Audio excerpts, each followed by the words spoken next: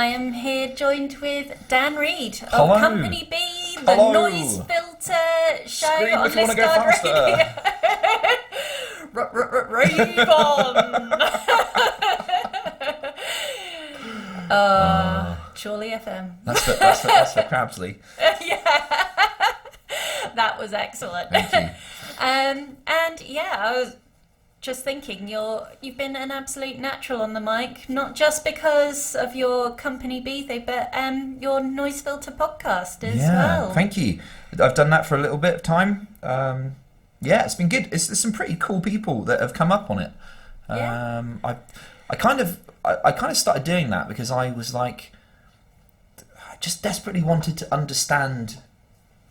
It's a really silly question. It's a really silly thing to say, but for a while, I couldn't stop writing music. I could write songs all day, every day, and it was around the time my friend Christian was about, and we just I don't know what it was. There was some sort of magical friendship that just made songs come out, and he was like some sort of muse, you know. He could be like some Pied Piper. He'd weasel them out of me, and then he left, and the power went. And so anyway, I started this podcast, and the gist of it was about creativity, and it was about finding out how people make their thing, whatever that was. It was initially about chatting with musicians that I liked, like friends.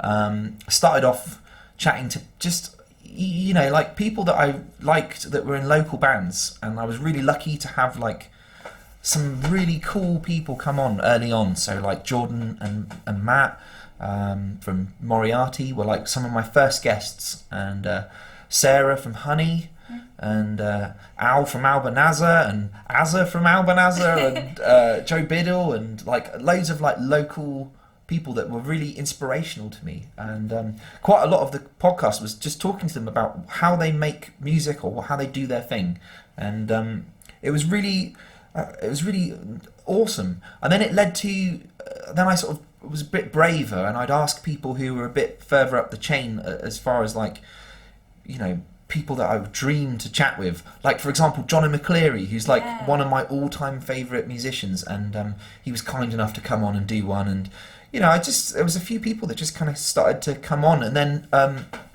that grew, and I then went on and did the MNPR, and then that was even more. But they weren't the same. It wasn't the same feeling, because it was people I didn't know, and it was, you know, it was doing the same thing but with people that I didn't know much about. So I'd have to learn. Yeah. You know what I mean? I'd start 2 days before, and I'd go, right, I'm gonna listen to this band. I've got to get into this music. I've got to get some questions and do all of that stuff. And yeah, it was good. So that's kind of where it started, really. And unfortunately, it kind of took a little hiatus. Probably after Jono or James. Another person I had on was James Dixon, who's this lovely Bude blues musician. Vince Lee. Vince Lee came to your house. If I could tell young me that I'd have Vince Lee in my house, my honestly creamy kegs.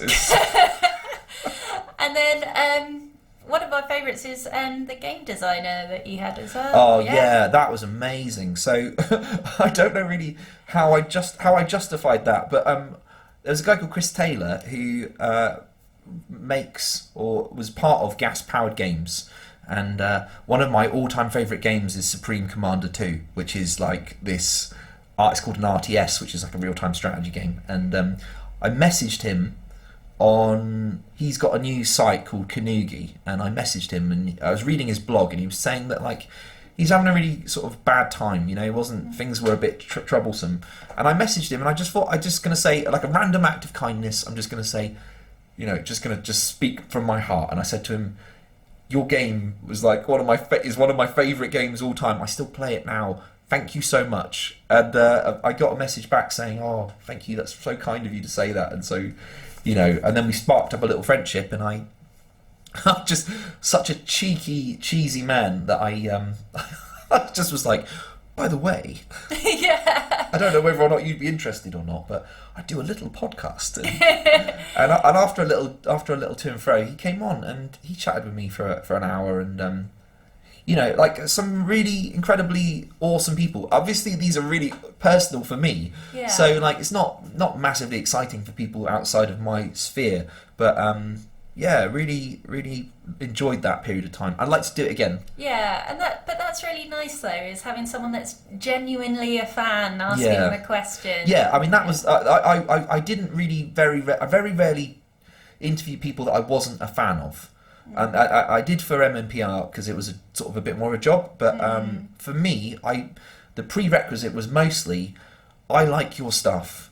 You know, I'm a big fan. If you would love to, you know, if you'd like to come on and talk about what you do, I would like that. Come hang out.